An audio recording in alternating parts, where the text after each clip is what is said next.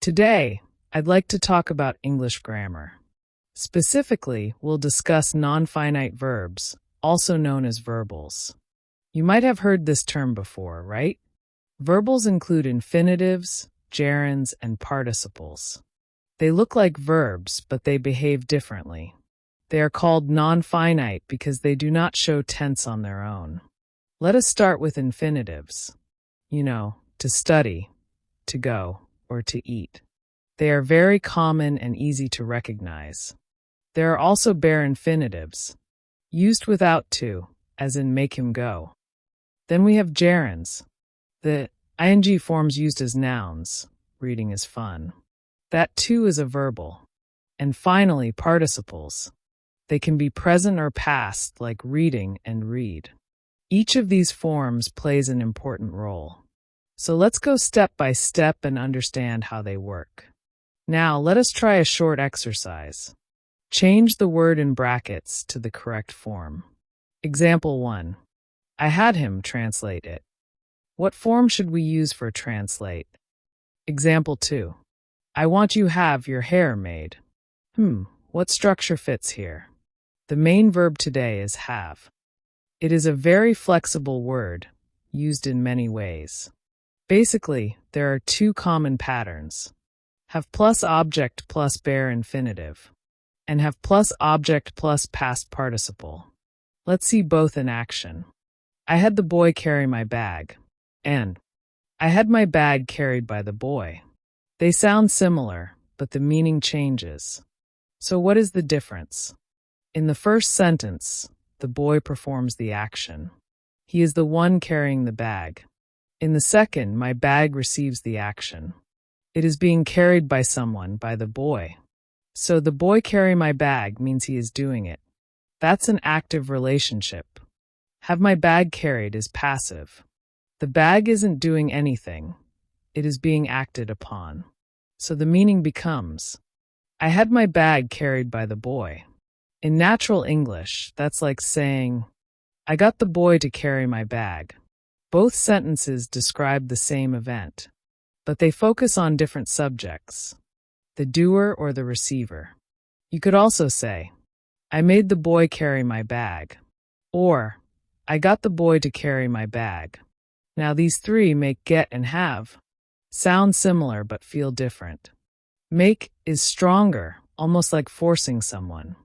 Have is neutral, used naturally in daily English. Get sounds casual, like asking for a favor. So again, I had the boy carry my bag. I asked him. I had my bag carried. I arranged for it. Same event, different viewpoint. This is the key idea when using. Have plus object plus verb form. Now let's explore another pattern. The causative and adversative uses of have. The causative means you cause or arrange for something to happen. The adversative means something unpleasant happened to you. Let's look at both. First, the causative have. I had my hair cut yesterday. That means you did not cut it yourself. You arranged for someone else to do it. So have plus object plus past participle. Can mean to get something done by someone else. Another example. I'll have my car washed this weekend. You probably won't do it yourself, right? You'll get someone to wash it. Now the adversative have. For example, I had my watch stolen. That doesn't mean you made someone steal it. It means it was stolen from you. You suffered from that action. That's why we call it the suffering have, or the adversative construction. This pattern is very common in English. Typical examples are, I had my wallet stolen. I had my car broken into. I had my phone damaged in the rain. All these show that something bad happened to you. You didn't do the action, you were affected by it. So have doesn't always mean make someone do something. It can also mean something happened to me. Let's compare one more example. When did you have your watch repaired? That means you arranged for someone to repair your watch, right? So the meaning is, when did you get your watch repaired? Same idea, just said naturally. Let's return to our earlier sentence. I had him translate it. Here, him performs the action, he translates. So it is active, not passive. It means I got him to translate it for me. So, have plus person plus bare infinitive means you cause or ask someone to do something. On the other hand, have plus thing plus past participle means you arrange for something to be done. So, I had my bag carried. I arranged for it. I had my car washed. I asked someone to do it. And I had my watch stolen. Something bad happened to me. Let's summarize what we learnt. Keycap 1 have plus person plus bare infinitive causative active.